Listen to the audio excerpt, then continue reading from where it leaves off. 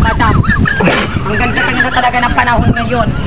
Saan tayo pupunta, madam? Sa tayo sa mapapaganda ka. Mapapaganda ka? Lagi tala na tayong maalis, madam. Pupunta tayo ng iba-ibang mga beauty clinic pero hindi ka pa rin gumaganda.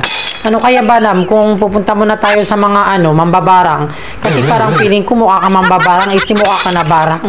Kasi ang dami na natin pinuntang beauty clinic pero hindi ka pa rin gumaganda.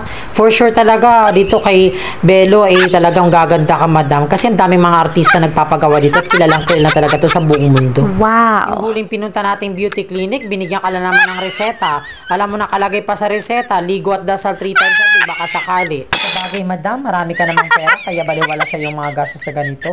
At saka ang ganda talaga ng pupunta nating beauty clinic, yung kay Belo pa, sikat-sikat na yan for sure. Pagbalik natin, madam, napakaganda mo na. Wow! A few moments later.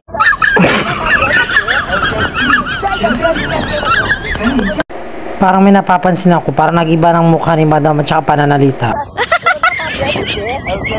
Ano po? Ha? Anong nangyari sa'yo, madam? Ba't iba na yung pananalita mo? Parang iba na ligwahe yan. Oo na nga, madam, ito na nga. Kaya nga malapit na tayo, huwag ka masyadong maligalig na drive ako. Ayan, ako sinasabi ko sa iyo eh.